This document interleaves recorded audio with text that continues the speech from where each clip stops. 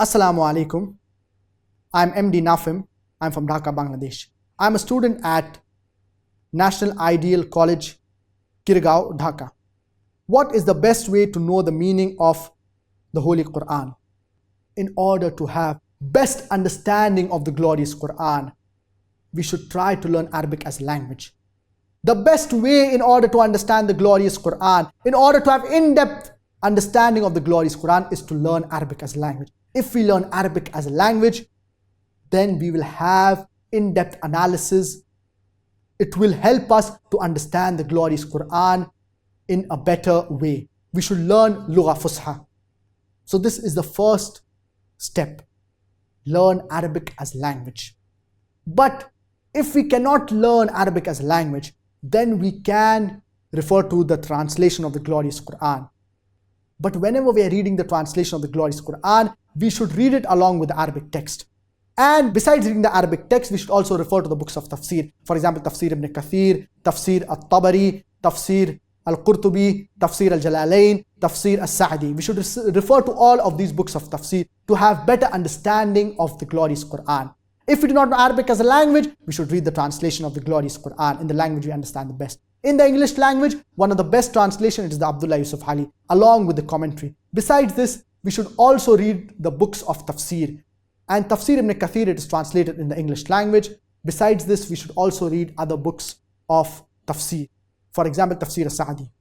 So besides reading the translation of the glorious Qur'an, the tafsir of the glorious Qur'an, it is very important as well. A person who knows Arabic as a language, and he only reads the Arabic text and this person, he is not a student of knowledge. He does not read any book of tafsir. He just merely reads the Arabic text. Whereas there is another person who does not know Arabic as a language, and he reads the translation of the glorious Qur'an, and he reads various books of tafsir. For example, Tafsir ibn Kathir and other books of tafsir. And he strives and struggles in order to understand the glorious Qur'an. His understanding will be far superior as compared to the person who knows Arabic as a language and he only reads the Arabic text without reading books of tafsir, and this person is not a student of knowledge. But natural, if this person who knows Arabic as a language, if he reads books of tafsir and if he puts in effort, he will be far superior to the person who does not know Arabic as a language and who reads books of tafsir in other languages besides the Arabic language. So those people who do not know Arabic as a language, they should put in extra efforts and they should not lose hope. They should put in extra efforts in order to understand the glorious Qur'an, in order to read books of tafsir. And this will give them better understanding of the glorious Qur'an. So the best is to learn Arabic as a language. If we can learn Arabic as a language, this is the best, so that we can understand the glorious Qur'an directly. Because the translation of the glorious Qur'an, it is prone to errors, it is prone to mistakes. But the Arabic text, it is free from errors. The Arabic text of the glorious Qur'an, it is the word of Allah subhanahu wa ta'ala, it is free from errors.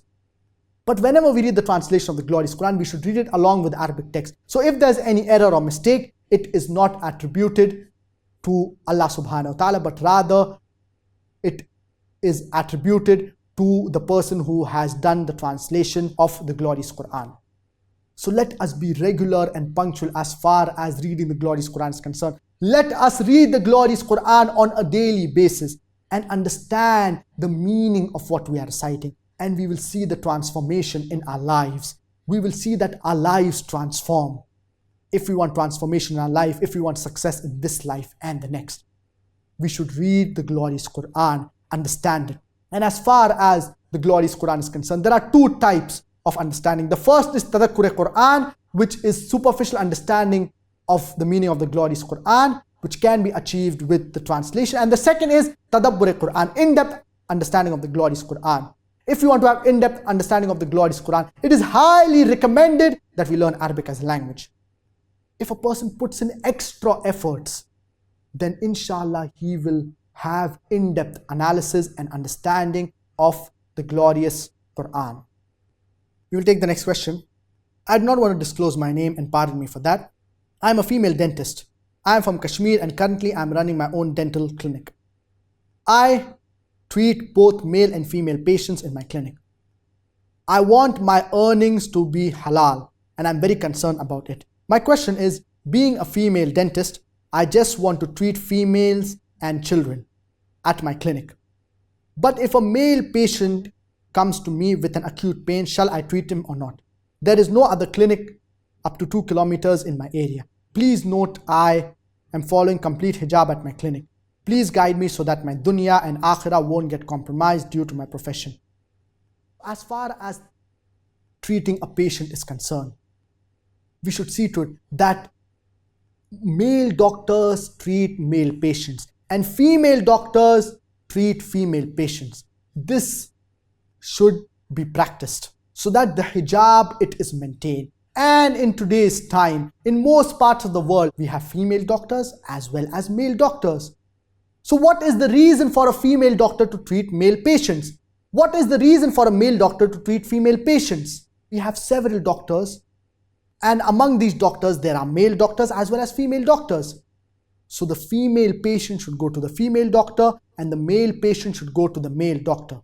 This is very important. And regarding your question that you are a dentist, so what should you do in this situation? Certain times you have certain male patients coming to you.